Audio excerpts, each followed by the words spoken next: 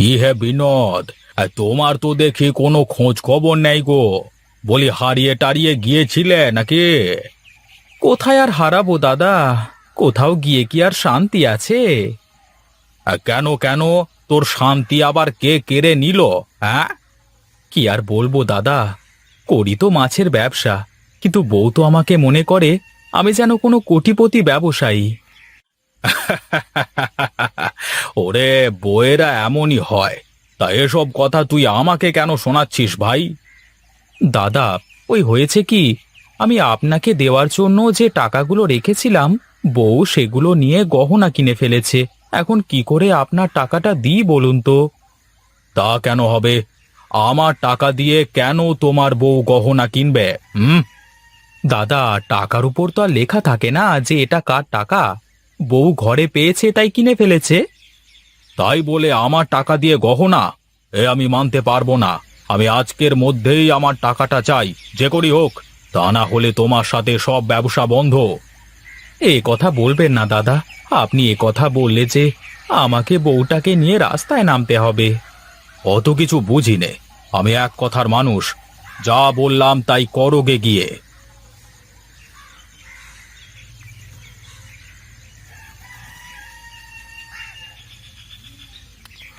আরে, ওটা বিনোদ দা না? এই দেখি তো। আরে তাই তো, এটা তো আমাদের বিনোদ দা। ও বিনোদ দা, আরে ও বিনোদ দা। কি রে জগাই, তুই?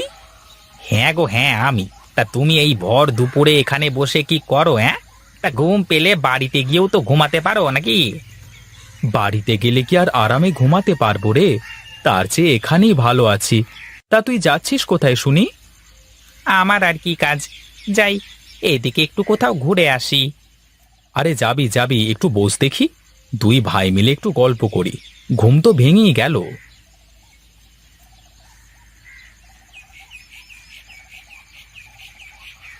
কই গো গিন্নি, কোথায় তুমি? কোথায় যে থাকে সারাদিন কে জানে। এই একটা মেয়ে লোক আমার জীবনটা জ্বালিয়ে দিল। যাই দেখি, ঘরে গিয়ে একটু ঘুম দেওয়ার চেষ্টা করি তাহলে।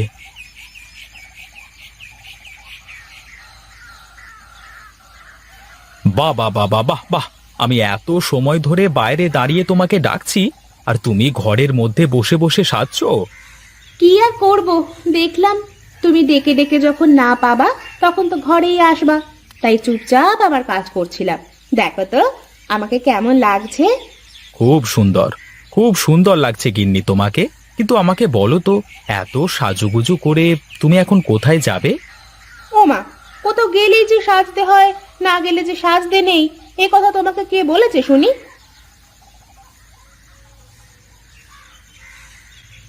না রে বাবা, আমি এর আগে তো কখনো দেখিনি যে একটা জেলের বউ সারা দিন সাজগোজ নিয়ে পড়ে থাকে। আমার জীবনটা শেষ হয়ে গেল রে। এই দেখো, তুমি কিন্তু এখন আমাকে অপমান করছো। তুমি কি ভুলে গেছো তুমি আমাকে বিয়ের সময় আমার বাবাকে কি বলে আমাকে এ বাড়িতে নিয়ে এসেছিলে? হ্যাঁ হ্যাঁ, আছে, এসব মনে আছে। কিন্তু আগে কি আর জানতাম যে বউ আমার কোনো কাজের না? তাহলে কি আর বিয়ে করতাম জীবনে? এত বড় কথা! থাকবো না আমি তোমার বাড়ি, করবো না তোমার সংসার, এই আমি চললাম বাপের বাড়ি। আরে ধুর, একটু থেকে একটু হলেই বাপের বাড়ি চলে যাওয়ার কথা কেন বলো? অন্য কথা বলতে পারো না? অন্য কোনো কথা আমার মাথায় আসে না তখন। চলো চলো, মাথা ঠান্ডা করে বসো, তারপর দেখি কি করা যায়।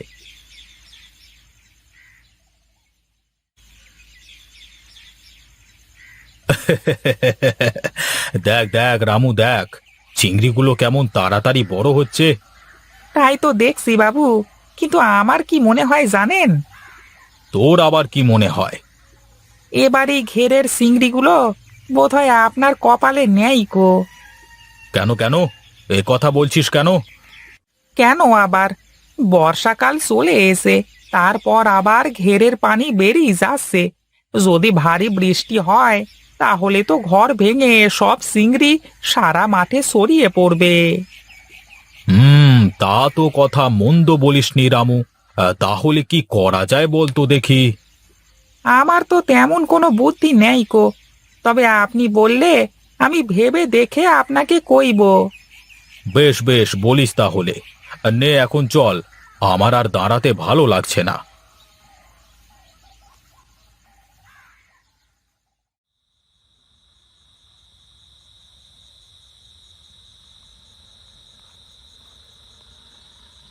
কি গো, তুমি এমন চুপচাপ হয়ে আছো কেন? কোনো কথা বলো না। ভাবছি গো গিন্নি, ভাবছি।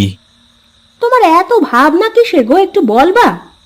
কেন, তুমি যে আলমারিতে রাখা ব্যবসার টাকা দিয়ে গহনা কিনেছো, সেই টাকা এখন কোথায় পাবো শুনি? বলি, তোমার বাবা এসে কি দিয়ে যাবে নাকি? কি এত বড় কথা! তুমি আমার মোড়া বাবাকে নিয়ে কথা বললে? সামান্য কটা টাকা নিয়েছি, তার জন্য তুমি আমাকে এমন করে বলতে পারলে? আহা, কেঁদো না তো। এখন আমাকে একটা বুদ্ধি দাও দেখি। কাল তো হারান্দাকে তার মাছের সব টাকা ফেরত দিতে হবে। এখন আমার কাছে কোনো টাকা পয়সা কিছুই নেই। আমার না মাথায় একটা বুদ্ধি আছে। কি বুদ্ধি? বলো তো দেখি, আগে শুনি।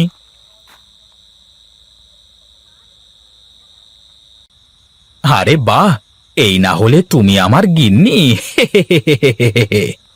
তুমি কিন্তু আমার বুদ্ধি শুনে চললে লস করবা না।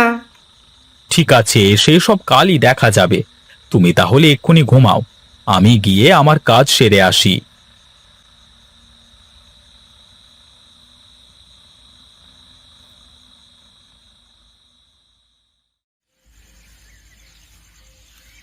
একই রে রামু, একই দেখছি আমি। আমার যে সারে সর্বনাশ হয়ে গেল রে। বাবু, গরিবের কথা বাসি হলেও মিষ্টি লাগে। আমি তো কালই আপনাকে বলেছিলাম। কালই তো বললি, কিন্তু এসব করতে তো সময় লাগে নাকি? এখন দেখ দেখ, হারামজাদা বিনোদ ওর জমিতে কেমন জাল দিয়ে ঘিরেছে। হায় হায় রে, আমার ঘেরের সব চিংড়ি এখন বিনোদের জমিতে। সে কি দাদা, আপনার মুখখানা এমন মলিন হয়ে আছে কেন? কি হয়েছে? কি হয়েছে? বলি, চালাকি করবার আর জায়গা পাও না, তাই না? দেখেছেন দাদা, আপনার সামনে কেমন আমাকে কথা শোনাচ্ছে। কথা শোনাবে না তো কি করবে শুনি? তুই চালাকি করে আমার ঘেরের সব চিংড়ি তোর জমিতে আটকে রেখেছিস। কি যে বলেন! কি হলো? আমি হাসির কি বললাম যে তুই আমার কথা শুনে হাসতে শুরু করলি? আমাকে কি তোর জোকার মনে হয় নাকি? না দাদা, তা কেন হবে? আমি কি আপনাকে তা মনে করতে পারি বলেন? তোর সব বুদ্ধি আমার সামনে ধরা পড়ে গেছে বিনোদ। তুই আজকের ভেতরে আমার সব টাকা দিবি, তা না হলে কাল সকালে আমি তোর বাড়িতে গিয়ে তোকে ঘাড় ধরে বাড়ি থেকে তাড়িয়ে দেব, এই বলে দিলাম।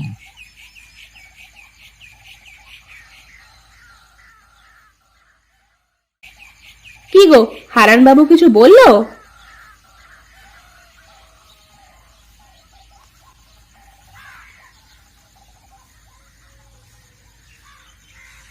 ওগো, কি হলো? বলো না কেন কিছু। কি আর বলবো, হারানবাবু বলল আজকের ভেতরে মাছের সব টাকা না দিতে পারলে কাল সকালে লোকজন নিয়ে আসবে, তারপর আমাদের বাড়ি থেকে ঘাড় ধাক্কা দিয়ে বের করে দেবে। আমার মাথায় আর একটা বুদ্ধি আছে, তুমি যদি শোনো তাহলে বলতে পারি। তোমার কথা শুনেই তো আজ আমার এমন দশা, এখন আবার নতুন করে বুদ্ধি দিতে চাচ্ছ? শোনোই না একবার আমার কথাটা। এবার যদি কাজ না হয় তাহলে আর কখনো তোমাকে আমার কথা শুনে চলতে হবে না। ঠিক আছে, এবার তাহলে আমি গিয়ে দেখি কোনো কাজ হয় নাকি।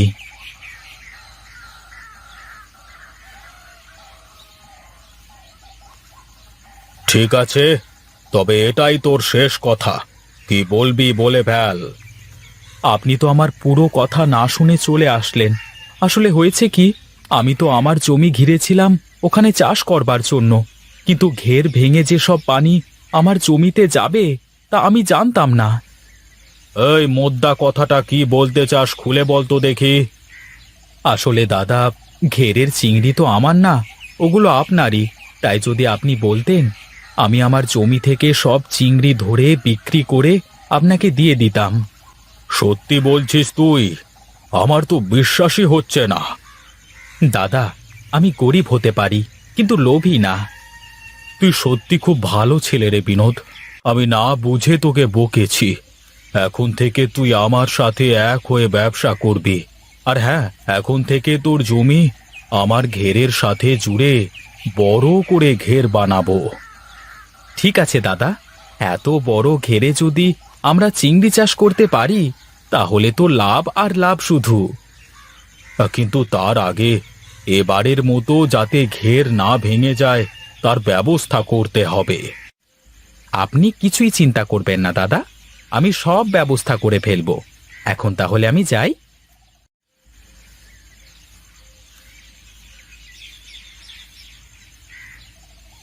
যাক, শেষমেশ বইয়ের কথায় রক্ষে পেলাম। এখন থেকে বইয়ের কথা শুনেই সব কাজ করব।